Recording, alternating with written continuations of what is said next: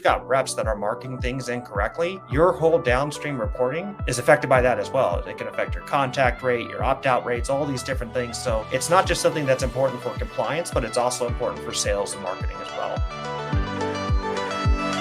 Welcome to today's episode. This is one of the many content pieces that we at Active Prospect have been putting together and will continue in the weeks and months ahead as we help the lead generation and performance marketing industry navigate the most recent FCC one-to-one consent rules and the related updates to TCPA, our Telephone Consumer Protection Act. We believe the content we're putting together will help you decode these changes with more confidence and a focus on compliance.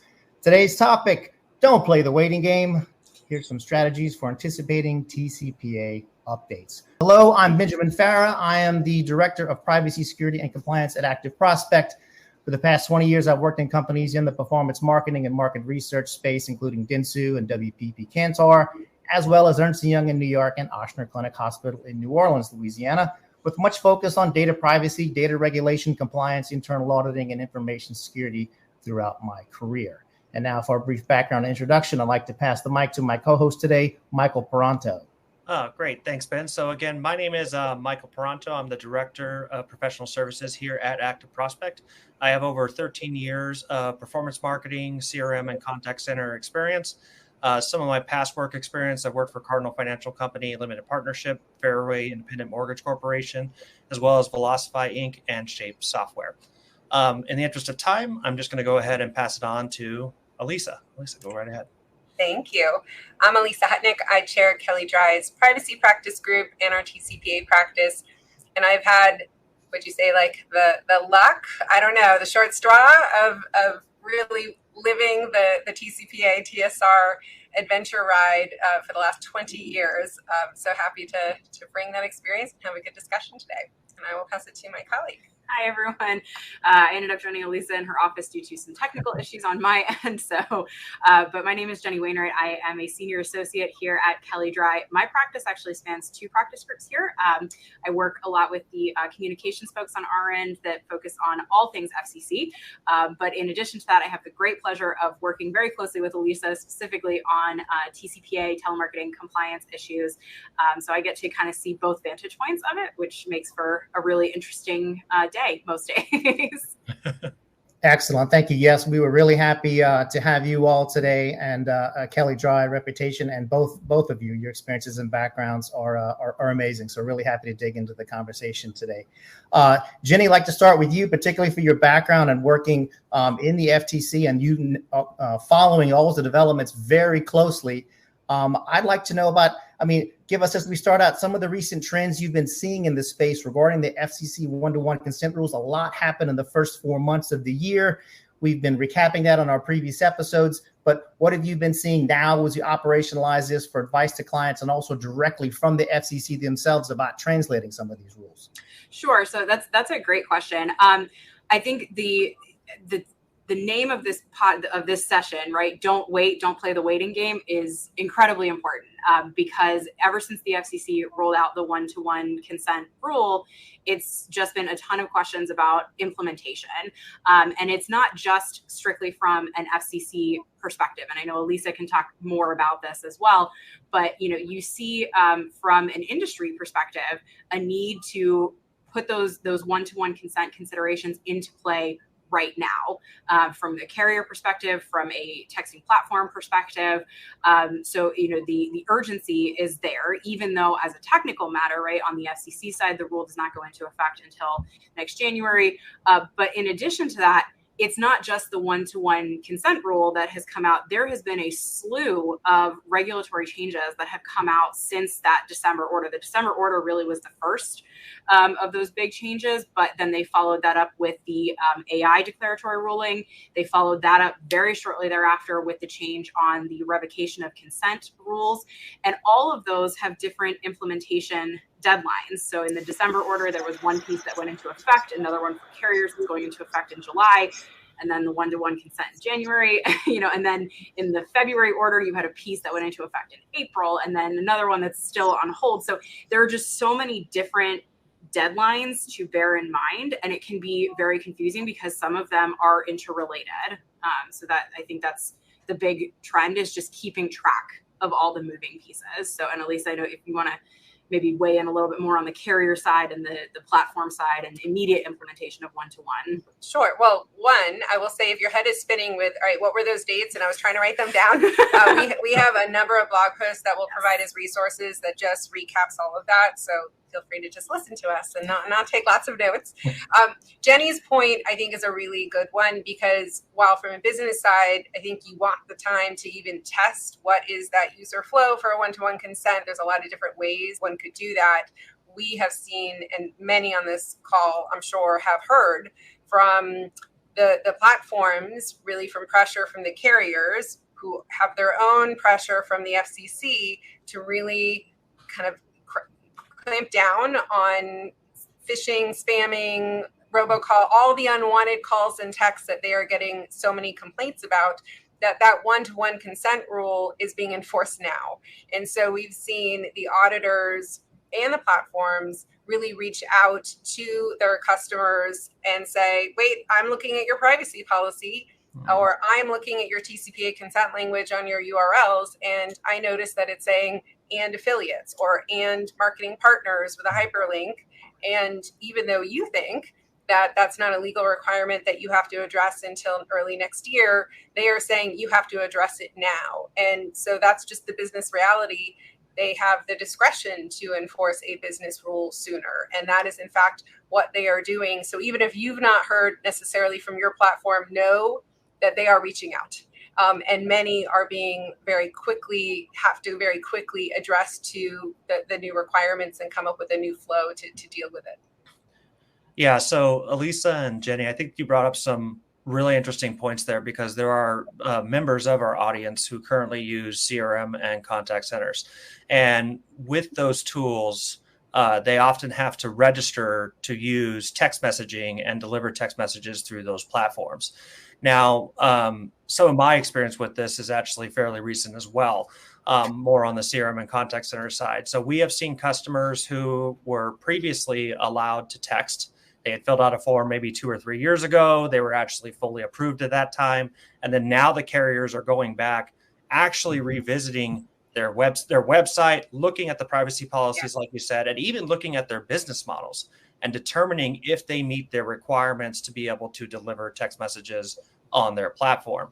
Another key component to that as well is that if you are brand new and you're signing up with a CRM or contact center, they are going to provide you with a form to fill out. It's very important what you put on that form. If you're going to be talking about your business, you want to make sure that you're very clear with what that business, what your business is and what its activities are. You want to make sure that the content of your text messages meet both the regulatory guidelines as well as the carrier guidelines. Because I've seen situations where certain companies have actually had their text messages blocked by downstream carriers because they don't meet those deadlines. So there's a lot of things to think about when you're talking about the carriers and being able to deliver text messages through their platforms in regards to the gathering of consent. Some other things I'd like for you guys to provide some opinion on is artificial intelligence. So obviously we've seen a lot of things in regards to AI. There's certain service providers that provide services that utilize AI to send and receive text messages. They consume data. What are some things that our audience should be thinking about with that in regards to both the disclosures as well as consumer privacy? Oh, so many fun things. All right, where do we begin? First of all, technology has been used. We've been using technology for quite some time in all sorts of different ways, right? And it just continues to evolve. So from a privacy standpoint, I always want to know who is using the AI and who gets to benefit from using the data. And so data inputs, how it's being processed, who it's being processed by. I would imagine there's many on this call who may have gotten hit by some of the chatbot lawsuits in the wiretapping space. And it just raised that question on when you are using partners, you need to know how they're using your data to improve their products or to monetize for other purposes. And so that's just diligence. It's contract terms. It may be disclosures that one needs to do.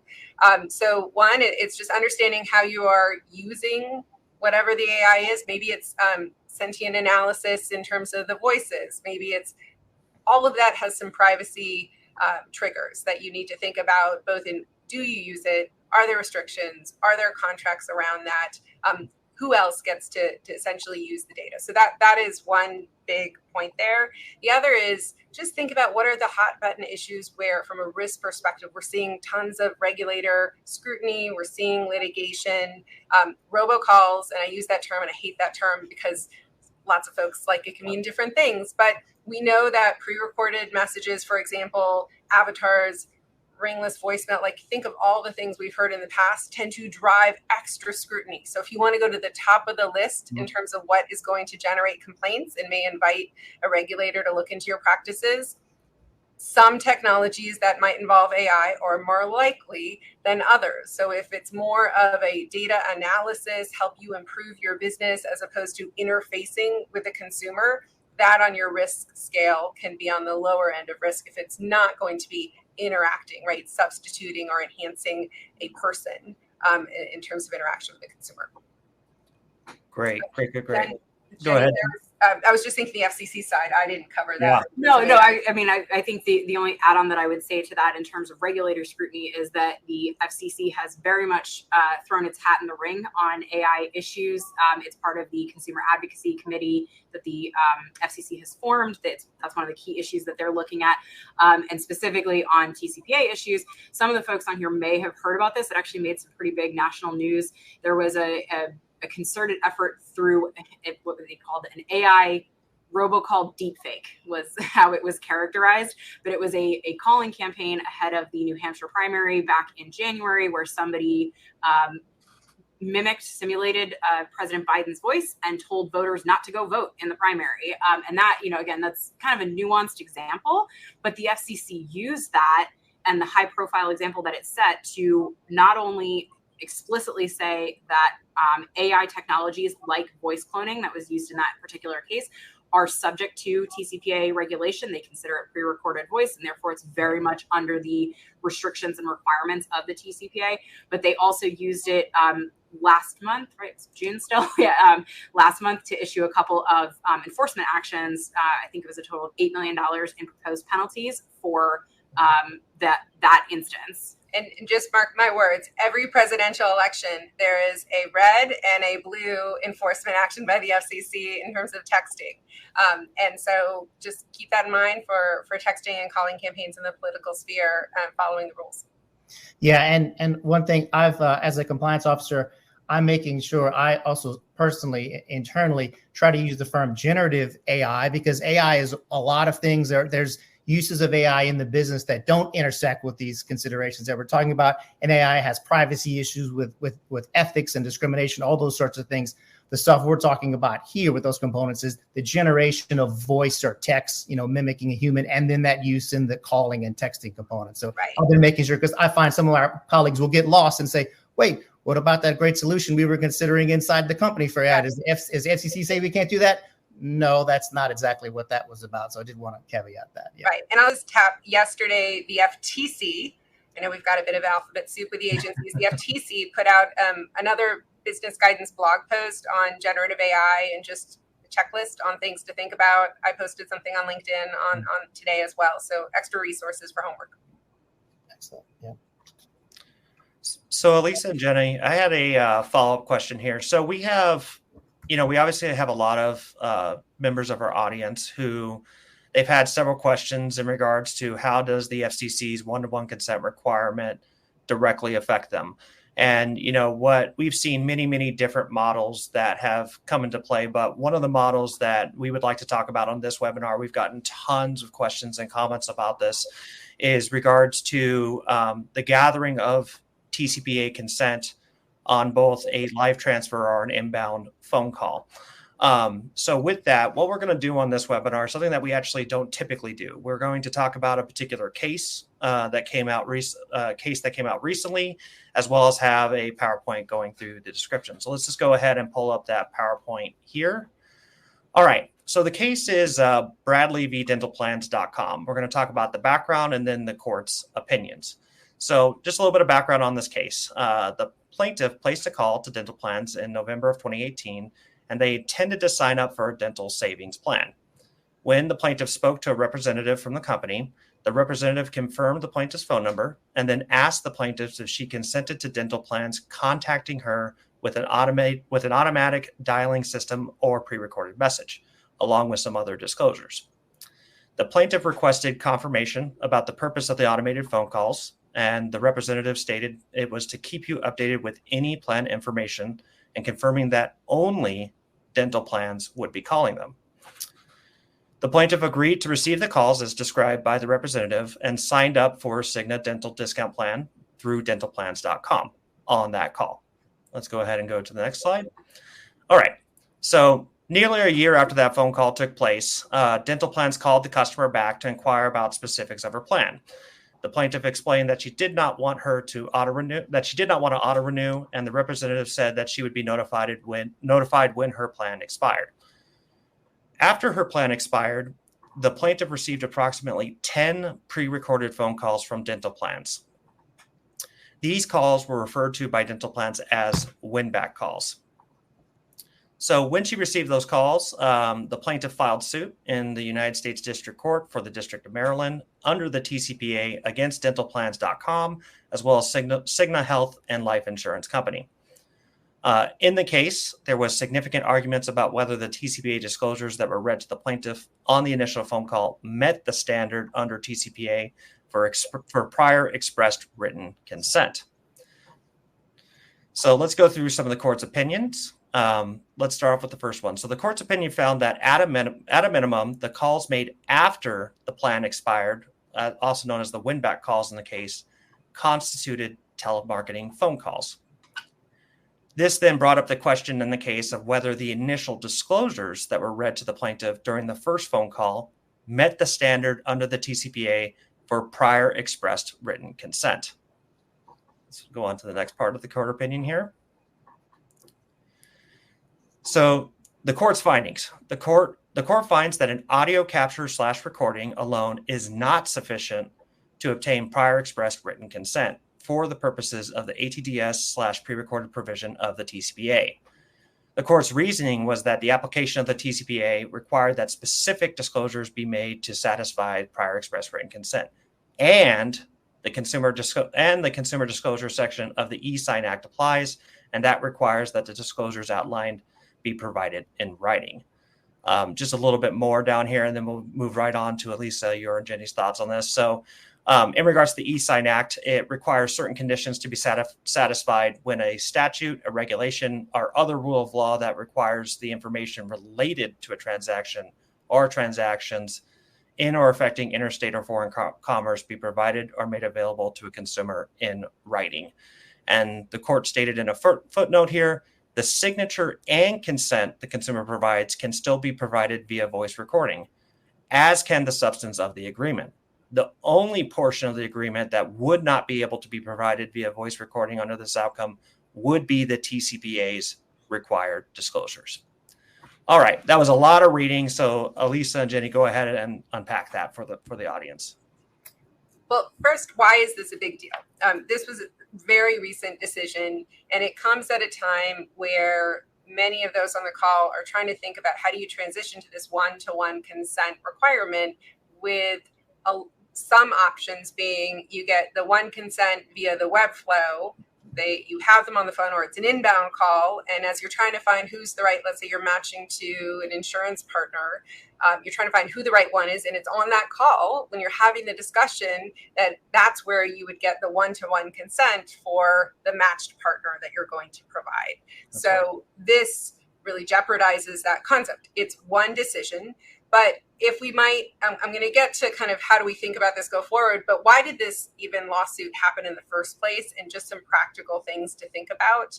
Number one, the call happened almost a year after the original outbound. And I think from a consumer protection standpoint, when somebody is not expecting a call, they don't know who you are necessarily, they are more likely to complain.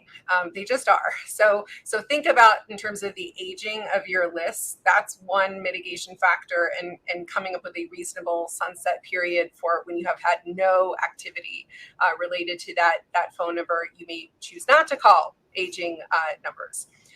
Number two, they use pre-recorded messages. And as we mentioned earlier, that just is going to go to the top of the list on a source of consumer complaints. Had they not used, for example, pre-recorded messages or not called that many times with those kinds of calls, this may never have turned into an escalated complaint that turned into litigation. So just thinking through some of those factors, knowing what is telemarketing, if they were, and maybe it's just the legal argument they made in this case, but without having a pretty rigorous process to put in one bucket, what are your truly informational calls versus the telemarketing, and the telemarketing ones where you are going to go through and scrub against your internal do not call list, like that's important. People, the definition of what is telemarketing and advertising is very broad, and it's really important given how highly regulated we are in this space to have a very tight process around classifying and dealing with them as telemarketing. So that's kind of the background on a lot of those mitigation measures. Now, what do we do with this decision? Well, number one, you can still do all of that on the phone. This is prior express written consent, and you have the question on whether you're using an auto dialer. You might make the decision, given where we are with the Supreme Court's decision, it's not an auto dialer. So maybe you land there. Maybe you land, we do this on the phone, but the issue here is consumer expectations with being able to have that written disclosure. And so thinking about, is there a companion place where you might provide the disclosure in real time or prior to the call?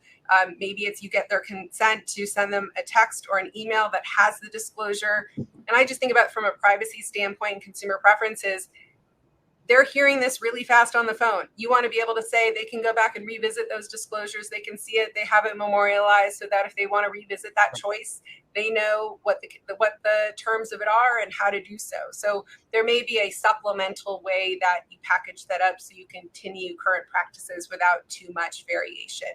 I think we'll hear some other options down, but in terms of some immediate ways to just think about what do we do next?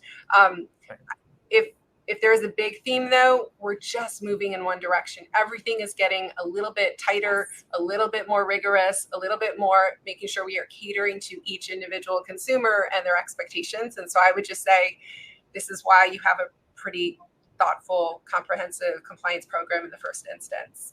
I think that's a pretty comprehensive overview of the specific case at issue here. But I would wholeheartedly agree with the statement about what I've been saying generally since the FCC regulatory changes have come out is consents being squeezed at both ends, right? It's harder to get. They're narrowing the scope of what constitutes consent with the one-to-one consent rule, and then on the back end with the changes to the revocation of consent rules, they're making it easier for consumers to opt out, and so it's important to just kind of think of that as a framework for putting together a compliance program and keeping consumer expectations in mind. Yeah, and I think you bring up some good points there. And, Elisa, you brought up some good operational points where, if you're thinking about like a live transfer generator selling a lead to a live transfer buyer, right? So that live transfer generator may receive a lead, whether it's an inbound phone call or the customer goes to a form that's for that live transfer generator.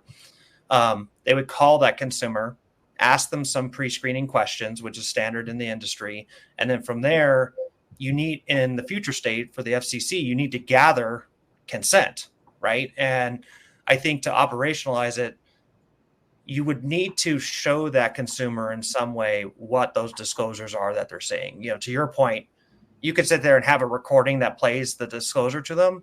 They're probably not going to understand it or retain that information. Whether it's something where you get permission to send them a quick text or email that brings them to a page that has those disclosures so they can see them. And then once they go through and agree to those disclosures, we recommend they just submit it through a form. If you're going to bring them to a page, have them submit a form that has those disclosures in the company they're transferring them to. That's probably a more preferable format and will help them to stay in compliance.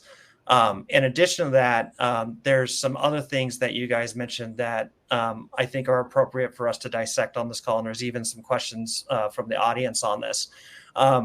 If you are capturing consent You've obviously worked probably with numerous call centers and things like that. What are some mitigation tactics from the call center's perspective, from, whether it's training or scripting, that they can do to help make sure that they are reading these disclosures correctly and that they are also interpreting the customer's consent correctly? I can't tell you how many call center audits I've done. And so just, the real world experience of training, quality assurance, audits, monitoring, right? These are folks, sometimes they're young, there's a lot of turnover. And how do you make sure, is it too, what are you having these call reps do? How varied is it? Do you have dedicated reps who are working from the same set of scripts? So just think about, put yourself in the shoes of that call rep themselves and think about what set them up for success, and then make sure that you've got a good enough feedback loop to know whether your intended program is working the way you think it should work. And we see that the diligence factor just getting amped up also by partners, where they want proof of the quality assurance. They want to see that you are doing those things. So I think that accountability, we're only going to see more expectations of that. And I think where you can make a good showing on it, you can use that for business positive purposes, right? You are a more trustworthy partner. You provide higher value matches as a result because of the caliber of your team members. Yeah, and I think to that point, we talked a little bit about this even on our previous webinar, where, if you are running a call center that's fielding inbound calls or placing outbound calls, you need to be regularly auditing what your call center is doing, right? This isn't something where it's like, well, I trained them once and I hope that they comply with it. That's a recipe for non-compliance, as well as, it can affect your sales. There's a litany of things with that. One thing that we called out that was important is scripting. Have a script displaying on that agent screen that shows what that disclosure is. So that way, if they're going to be going to a point of reading a disclosure, sending that disclosure to the customer, they both see it, they both understand it, and then you can gather that consent. Some other things about it as well is that if you're dealing with third-party vendors, you need to have, from a contractual perspective, the ability to audit their calls, right? Because some instances some contracts don't allow for that, or you don't think that you need to audit it. In addition to that, you need to be able to have storage of the consent for those phone calls. So if you have a third-party partner who's gathering consent for you, they need to transfer that consent over to you for your record-keeping requirements and any phone calls that are made, et cetera. So there's a lot of things that you pointed out that I think are very important from a business perspective. Just on that point, it matters what you are doing too, like what you are auditing for. Because I think most call centers, and you have audits occurring, like there's a fairly regular business expectation that that's going to occur. But I think we found that when we actually look for what is being audited, it's very business centric, as opposed to thinking about, are we also looking for some of these very new developments, that really could threaten the validity of the consent that we are capturing. So given how turbulent this area of the law has been, I think having a routine cadence of where you just look at all of these checks that we have in the system, look at what is the audit process, look at what is the retention, look at what is the training, so that you can just see and refresh appropriately to account for some of the changes that we've had. And there's always some business challenges that come up. I know some partners, call centers, they're not going to just hand over willy-nilly the storage of all the consents. It's got to be upon request in certain scenarios. And so just think through that in a real practical sense of when you would need those, and then how can you still have the confidence in the way you're doing the auditing to make sure that they are being done right. Yeah, and as the auditor in me, it's an opportunity. I mean, don't view it as being adversarial. View it as you're developing a stronger relationship, right? There might be things that they don't realize that they're not performing, and it's to help balance both sides. Not like, oh my gosh, I can't believe I'm actually going to have to send an email and ask them about, can I see more about your background procedures? So we can build a stronger relationship together and not stub our toe in the dark when there's something that we didn't realize that the other party wasn't doing. That's exactly right, Ben, because I've personally gone through and audited phone calls for my call center that dealt with sales through telemarketing means. And often when you review the phone calls that are done by these third-party call centers, there's tips and suggestions that you can make, like, hey, we gave you this initial script. Now that I'm hearing it in practice, I'm like, okay, I need to make some of these adjustments because it helps me from a sales perspective. So I think that's an excellent point, Ben, because I've seen that directly in the field. I'm sure, Elisa, you've seen that as well in the space. So what we want to do here, this is a little bit unorthodox. We're going to actually just ask a couple questions, Elisa and Jenny, for you, and then we're going to move right into our poll. So first off, we had a question from the crowd. Can prior express written consent be obtained over the phone if we mail the disclosure after the phone call?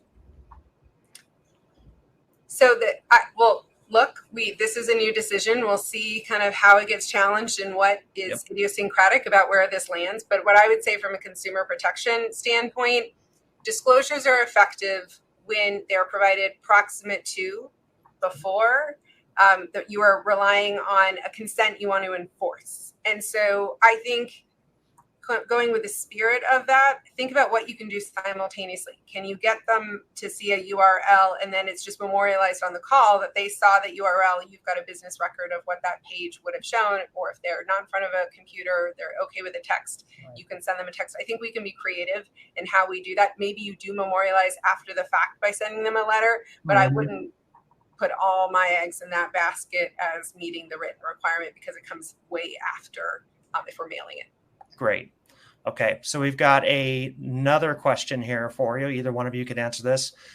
What if you are not using an ATDS system, but are using a text service? Does the one-to-one consent rule apply? Ooh, that's a good question.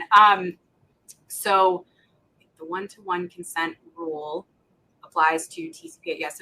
So again, I think it's a matter of the letter of the rule, and then there's practical considerations. So again, going back to what Elisa said before, the platforms themselves are often going to have their own business requirements because of the pressure from the carriers. And this goes back to the FCC's regulation of carriers and their very clear message that carriers are to block what is perceived to be unlawful traffic. And so that filters through the whole system. And so again, there's a question of, as a strict legal matter, right? And again, we're not here to give legal advice, but then there's also, again, the practicality of the platforms themselves are going to have their own requirements. And as we've seen, many of them are enforcing a one-to-one consent requirement. That's right. And something else here that I'd like to talk about in regards to this particular question, there are many different definitions to what an ATDS is. The courts have various opinions on this subject, and sometimes we've seen them applied to text messages. And so it's just important to understand that while you may not be using like a robo-dialing system or automated dialing system, sometimes automated texting systems do get flagged as well in that case circumstance. All right. So let's real quick go to our poll. So we've got our poll here for the audience. Are you using technology that captures and documents TCPA consent on your first-party landing pages? You'll see the poll icon off to the right of your screen. Just go ahead and answer that here.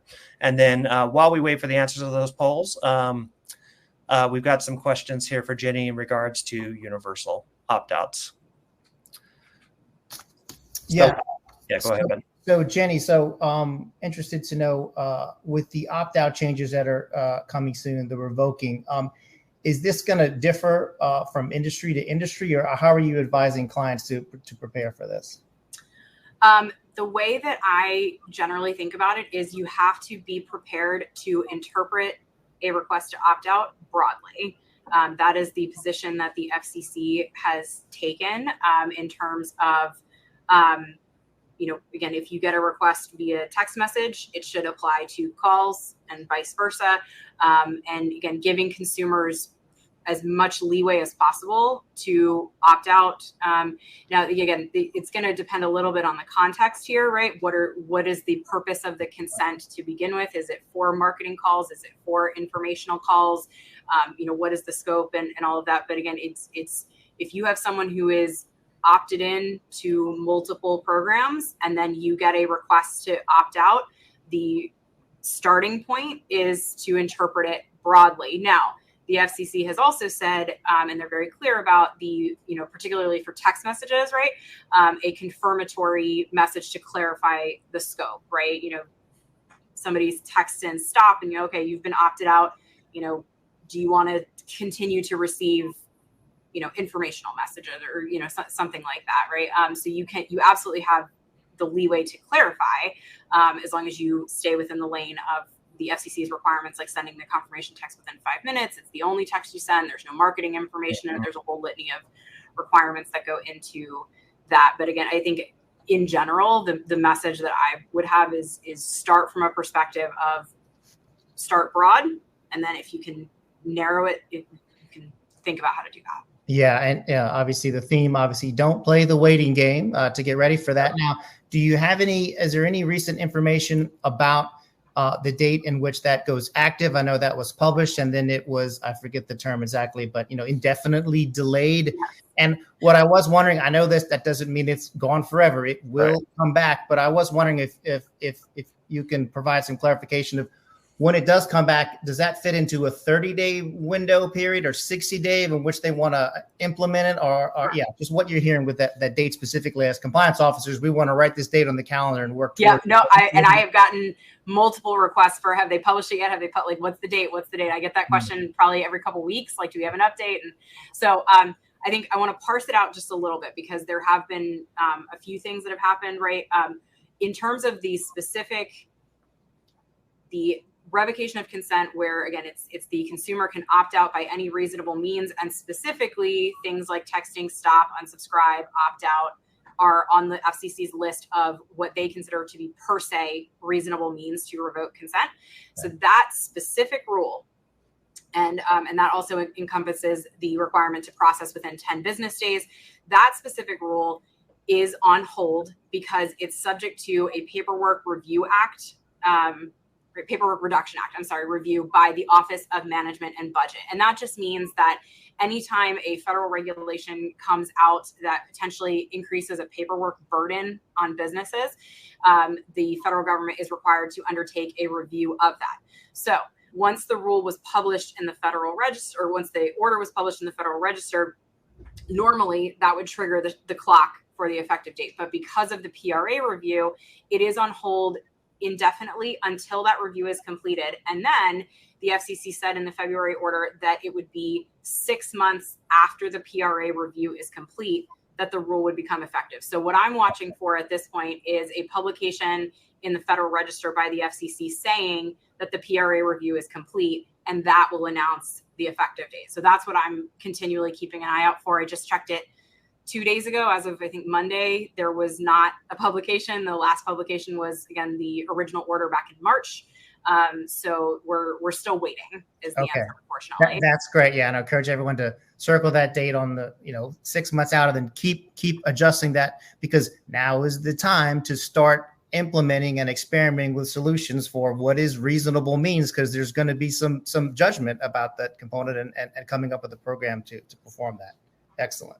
Yeah. And Ben, I think to your point on that, when this entire webinar, when we're talking about don't play the waiting game, this also includes getting your systems in sync, right? So if we have situations where you have many, many different vendors that you're working with, or many different programs that you work with, you need to make sure that those programs talk to each other now.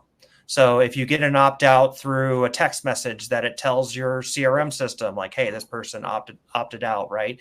If you have a call center that's calling on your behalf, or you're using a calling technology, if you receive an opt-out, somebody opts out over the phone verbally, you need to be training your agents to properly mark that person has been opted out through these appropriate channels.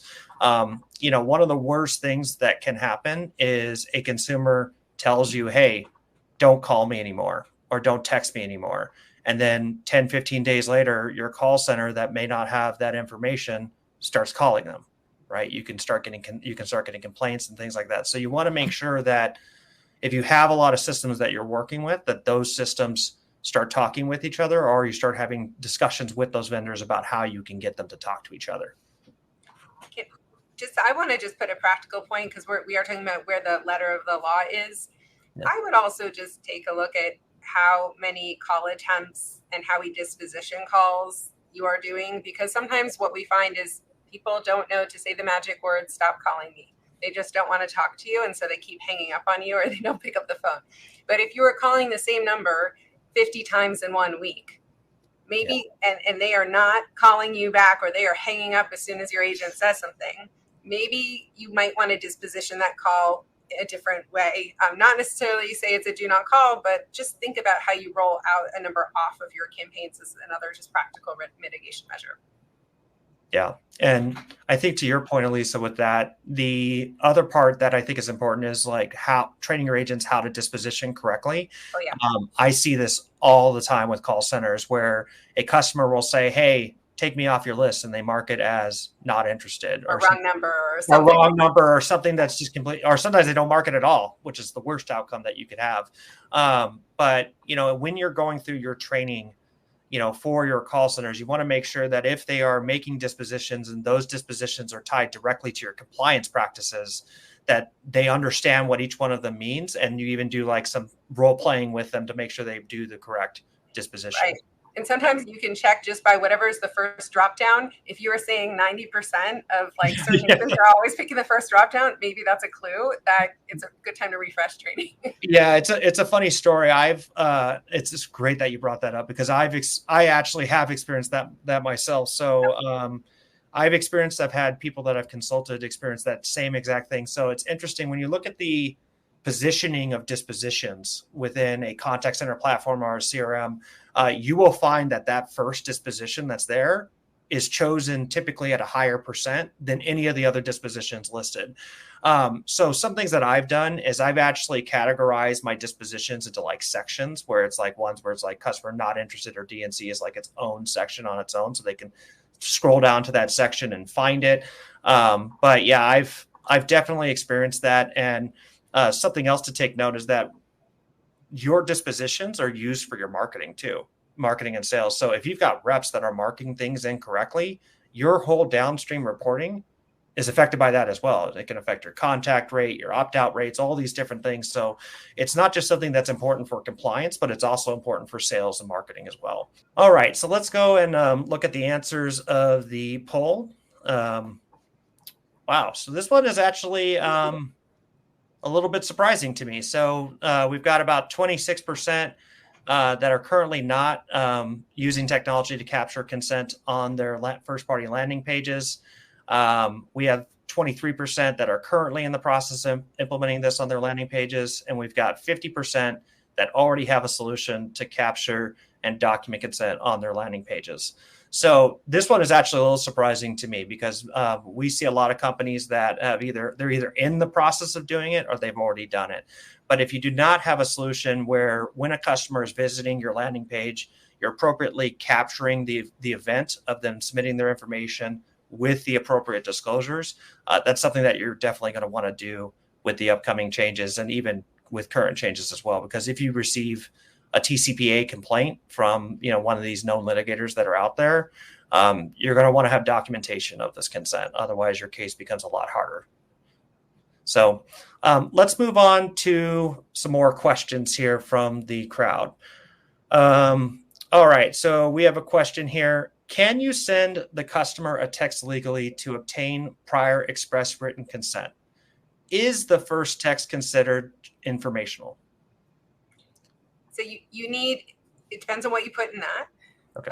And I can say that we've seen some cases go a little awry, but for the most part, if you have a basis of consent for the first text, not the prior express written consent, but they filled out the application, they gave you their number as a point of contact, or they checked a box saying informational communications are fine, then yes, usually that is acceptable if you don't stick in any offers in that messaging, to send that out and get the response back. And sometimes, because you can have a consistent record if you do it that way, that can be a good way to refresh consent on an annual or whatnot basis. Mm-hmm. So that way you're not relying on a 6-year-old consent, and maybe that number has since been disconnected and reassigned to a new person. Great. We have another question here. This one pertains to a little bit to inbound calls. So the question here is, what constitutes an existing business relationship when calling back consumers you have previously spoke to? You have the burden of proof. So just like when you get investigated by state regulator, the Federal Trade Commission, or the FCC, or you're in litigation with a private plaintiff, you have to prove that you have a legitimate EBR. And so if you're relying on an inquiry-based EBR and it's an inbound call, you have to demonstrate, think of it en masse, not just one particular call. Think about it for campaigns over months or years. Right. You have to show that they actually were interested in XYZ product that was the subject of the campaign. I don't know, maybe you make calls on behalf of or in relation to separate different lines. So just think about, I always feel like you pressure test if I think about what would you rely on. And if it's just they left a voicemail after hours and you don't actually know, or you see their caller ID, but you don't know why they were calling, that's not going to be enough. It's pretty thin basis to be able to say that you have an EBR. And so if they filled out an application, that's easier, right? If they called and you actually had an in-depth conversation and you have care notes that document that, and they weren't ready to close the deal, but they were interested, that is pretty good evidence. So I would just think about it at scale. Can you consistently have a record that you could point to that would make the case? And from a time period, if I'm not mistaken, the TSR does include some dates or time period about our existing business relationships. If someone's not familiar with that, I wanted to make them aware of that. Yeah, no, and I was just going to actually chime in with just that point, which is that, of course, when you're talking about an EBR, there's the federal standard, and then there's the state standards, and those do not always align. Sometimes they do, but there are many instances where, from a state telemarketing perspective, the EBR timeline is different. And defined slightly differently than it is at the federal level. So it's unfortunately not always a one-size-fits-all solution. It's defined more conservatively. Correct. So instead of 3 months at the federal level, sometimes it's 1 month. Sometimes it's not at all. So just making sure you're doing it in accordance with all the layers of laws that apply. Okay. So Jenny, I think this one's appropriate for you, but Elisa, you can definitely answer this. For revocation, if we have opt-in consent from a form or a website, but then they DNC with the FTC or FCC website, can we still call them? So those are two different things. There you're talking about the national do not call registry versus your internal. So the national do not call registry generally only applies if you don't have consent. So if you have a specific or an EBR, correct, or an EBR, or if you have a specific consent that you're relying on, then you don't have to scrub that number against the national do not call registry.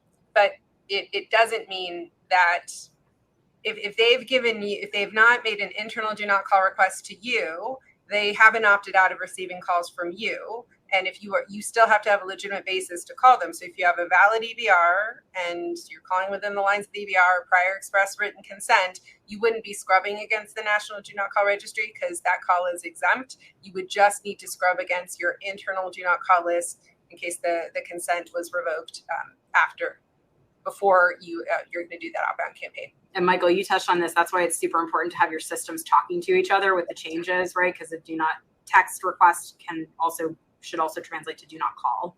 Okay, let's see here. Some of these questions are good. Can I just say I really appreciate the comment about the carrier pigeon? using a carrier pigeon to get consent. I'm glad we can still laugh about this. Yeah. There's one about texting. Does each text have to have language of opt out or stop or yes, no? Yeah. We get that question a lot. Good question. Right. So this is not a legal issue. This goes more to the CTIA, kind of the carrier best practices. And if it's a recurring campaign, no, it doesn't need to be in each message. You kind of think about what is the cadence of your campaign. Maybe it's every other week. Maybe, if it's a message a week, like you come up with some cadence where it's included. I think in the past, particularly when the new ruling about revocation of consent needs to be reasonable came out, as lawyers, we wanted you to have it so we could point out that if they revoked by saying on the text, I want to be opted out, like something very long that was not going to be recognized, that wasn't a reasonable way, that the stop, the cancel instruction was the reasonable way to do that. But I think we've all learned and every other periodic inclusion is fine. Yeah, and I've experienced a little bit of that myself. So no matter what, if it's your first text that you're sending this customer, I almost always recommend that you put Oh, yeah. that language in there. In addition to that, for some members of our crowd, especially ones that are in financial services and mortgages, there are sometimes license requirements where you have to display loan officer's license number in there. So just be cognizant of that as well when you're sending text messages. There are other things besides having specific opt-out language that may be required for you. Covered one. What's the effective date for the new consent revocation rules? Yep. Stay tuned to Ginny's updates as they look for when those get published, and then it will be 6 months from that date. Yeah, we do publish blogs regularly on these kinds of updates, and that's definitely one where when we have that date, it's going to go up there. Yeah, and I encourage everyone to subscribe to the content. Kelly, Dry, you all do a really great job of the content in ad tech and martech and all this space, and with the latest updates on that. So definitely encourage everyone to subscribe for more updates. Yeah. Well, just a point on compliance. We're focusing a lot on the TCPA, but the FTC's telemarketing sales rule, they amended the obligations, more affirmative obligations for record keeping. Right. So you don't want to violate the TSR by not knowing you had to retain certain records. So we cover that in our blog too, but that's a good one to just go over, make sure you're all squared away. Yeah, because I think a lot of members of our audience, they've been hearing both the FCC's rule for the one-to-one consent, but they've heard about the TSR. But it's important that with the TSR that you understand that there are very, very specific record-keeping requirements that your system may or may not have, or there's documentation that you need to receive from other vendors that you need to have on your side of the fence within your own data systems, your CRM systems, and phone contact center softwares. Right. And I can just tell you from defending many telemarketing sales rule investigations with the FTC, those are high stakes, and you don't want to lose on the low-hanging fruit like records. And it's burdensome. It's a lot. It's 4 years or XYZ years of all your campaign-related records. So it's not a small task. That's right. And what I tell companies to do is that if you're using a system, it's important that you have it available within your own system. But I actually offload that data into internal data warehouses, because there are situations, and I've seen this myself, where a company will move from one software to another software, and they forget to talk to the vendor about storing the records of their phone calls and text messages. So keep that in a data warehouse so you have it all available to you. You can pull it at any time versus leaning on certain vendors to maintain that data for you. You want to make sure. I couldn't underscore that point enough, because systems get corrupted. That vendor relationship sours, and now you have to pay them a ton of money to even contemplate giving you those records. There's just a lot of things you don't anticipate. All right. I think we're good on the questions. Ben, you want to go ahead? Yes. Okay. So, well, I would say I do want to mention there's one. I know we weren't going to do themes, but I do think it's important because we mentioned it a good bit. But 2 quick points. Now is the time to review.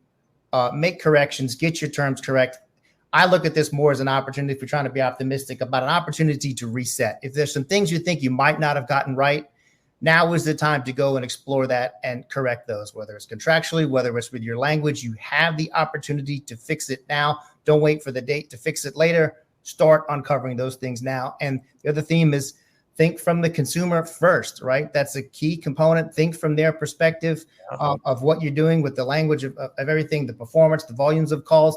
If you continue to make that part of your mantra, it can put you in a good position at Active Prospect to have a core value of leads are people, right? These aren't just numbers and transactions. These are phone numbers. These are text messages. And it can, deliver or be a disturbance, which is what the FCC and FTC have been stating in their language. So it's important. So those are just some, from a compliance officer perspective, the things to try to link all of these together that I wanted to share today. Okay. So I think we've got a poll right quick as we get ready to close out. First, Alyssa and Jenny, want to thank you very much for the conversation today. Really great content. Really enjoyed preparing with you and digging in with some of these in-depth topics. And I encourage everyone, great legal advice. Make sure you have it aware. Make sure you have it close by. And we have 2 great colleagues here who are happy to take information and questions from you all. So we have a poll that we're getting ready to fire up. be on the lookout in 2 weeks. We're going to have our next session here, webinar. So be on the lookout for that. Also want to mention a shout out to Reach to make sure that those that are looking for a membership association, that's a great one. The Responsible Enterprises Against Consumer Harassment. We'll share some links there. This is the advocacy group that's helping with others that are in and around the industry and space to try to translate these calls and advocacy back to the regulatory space. So encourage those to look for membership there. And we have our next one. We're going to share links for our next live session. Calling and texting regulations are tightening. FCC adopts one-to-one consent TCPA consent rules. So be on the lookout for that. Other than that, thank you very much. And thank you everyone for joining. Thanks, everyone. Thanks, all. Thank you, guys.